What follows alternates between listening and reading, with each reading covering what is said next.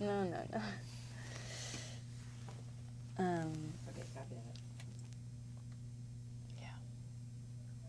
You just think press days. Just press.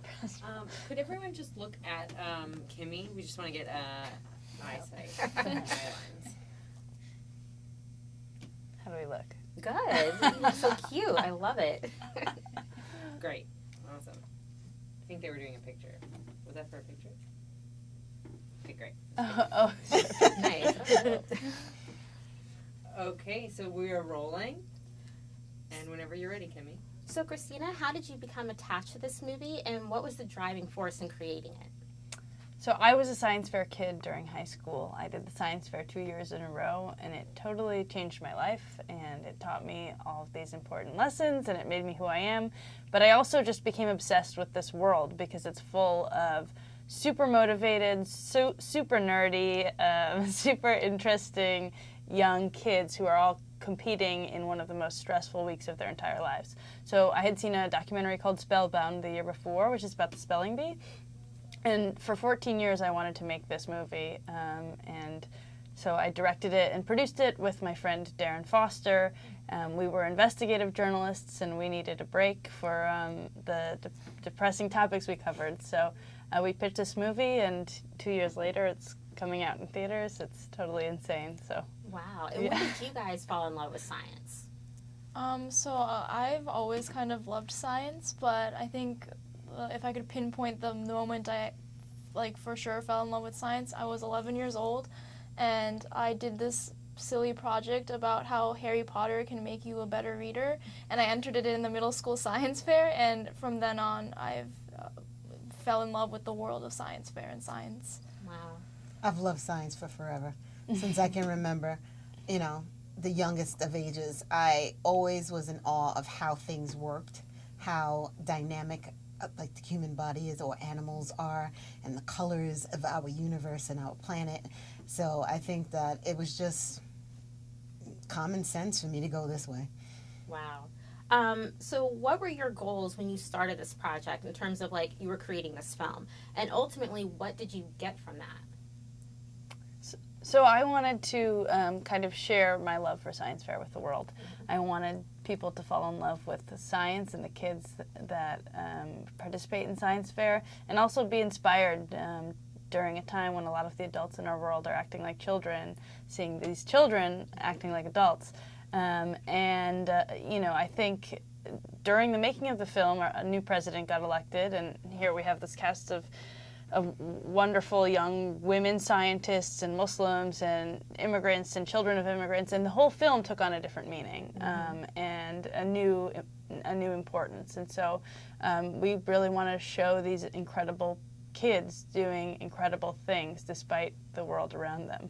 And it wasn't intended, because you were focused on just having this, movie about children having a science fair, but the tones of all of that in there actually makes it a really beautiful picture when you think about it. How did you feel being in the mix, and how did you guys get attached to being in this film, more importantly? Honestly, Christina contacted me and asked if she could come and film us, and I was like, okay. I didn't think anything of it because our world feels so small. Mm-hmm. So I was like, nobody's going to ever see this. Who cares? Come on.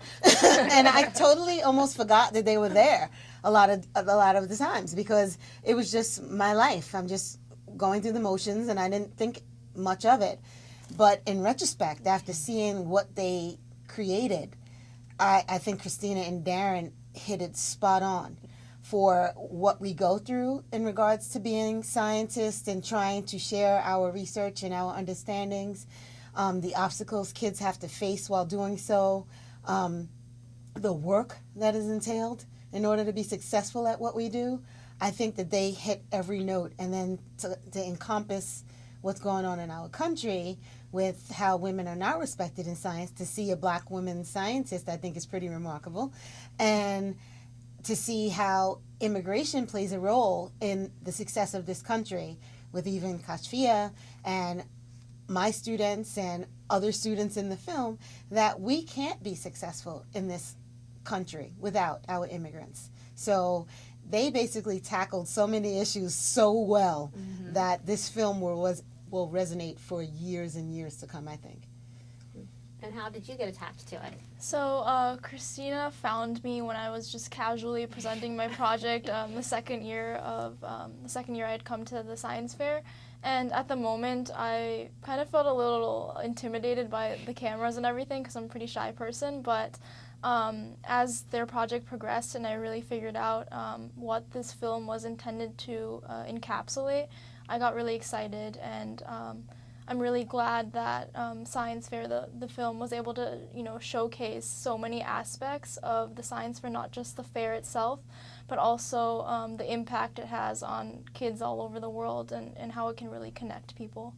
And going through, ISAP, and you're going to Harvard, correct, this fall? Yes. So what lessons are you taking from that into Harvard, and just being I'm from the Midwest originally, so coming to, New York, and I was here every summer, so whatever, but when you come from a smaller community and now you're going to like a much bigger stage, what lessons from everything you've gone through are taking you to Harvard as well?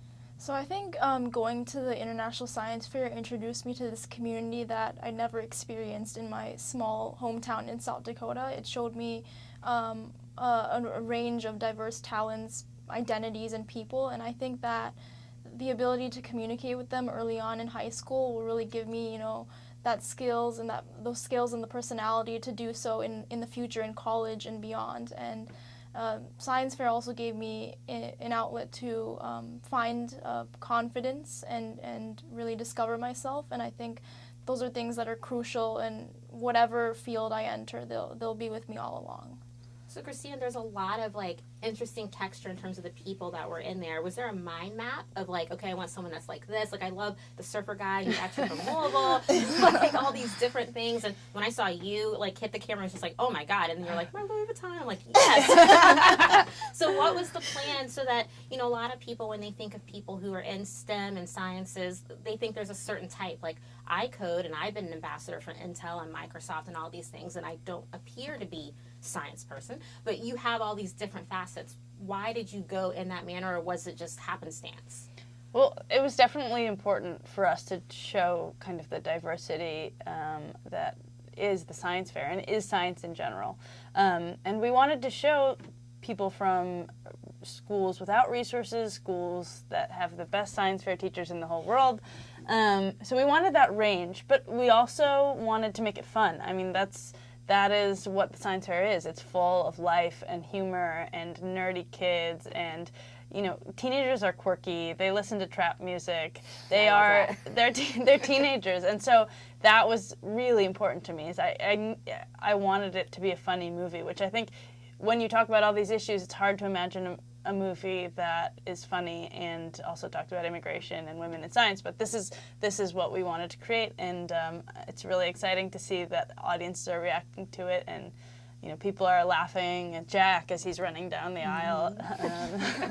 It's just amazing to see that science can be fun, and science is fun, and so are scientists. So Dr. McCullough, obviously I kind of had an idea in terms of when you were going through preparing for the science fair, but I didn't really think about the teachers' input and the dedication and the passion. What is a year perspective in terms of what you're doing just in the ISEP part?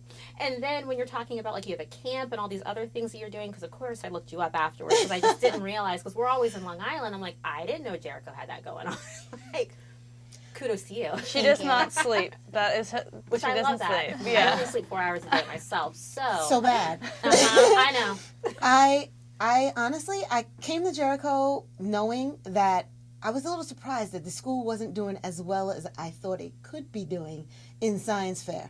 And I was always in awe of the fact that they have some brilliant parents, brilliant kids, a very supportive administration. Why weren't they winning more? So I kind of went in with a notion that, okay, I'm going to make sure that this school gets on the map. And I kind of walked in with that attitude. Mm-hmm. And they didn't know that, but in the back of my mind, my goal was, before I leave this building, we're going to win every competition that exists. And we have. Yeah. And it's because I knew the potential of the district. Strong parents, strong kids, strong administration, we should be number one. Mm-hmm. If all of the schools just look back at themselves and say, okay, what do we need to fix in regards to why our students are failing, it's going to come down to those three things. It's the kid, of course, their parents' input or lack thereof, and the district itself. How hard are the principals, the administrators, the superintendents, the teachers working to make sure that the kids achieve their goals? Mm-hmm. So I think that, fortunately, Jericho has the trifecta, and that's why we do well. In regards to the Institute, I don't sleep, that is true. But it kind of was formulated because I saw that there was a disparity. And I felt, honestly, I haven't said this much, but a lot of people would say to me, why are you only helping Asian kids? Right. And I found it a little bit offensive, but I also understood why they were saying it. It was because all of my students who seemed to win were Asian. And it bothered me. Why am I not addressing the kids who look like me? So the Institute was came from that feeling of, I need to get some of the underrepresented or the underprivileged students involved in this process because science made me who I am. So why not share my love with them and allow them to share their love with others? So all of it came together because the stars aligned, and Right. here we are. So my final question is, you look at a lot of programs in high school and even in middle school, and you see a lot more of a push for women to be, in technology and science and different things like that. And there's some, I think, in college, and still, even where I'm sitting at it, almost 39 years old, to see certain women in certain technological and science areas, it's like, wow, you do that? How do we keep that excitement going that it's okay to enter those fields beyond just enjoying the amazing awards we get prior to, going to college?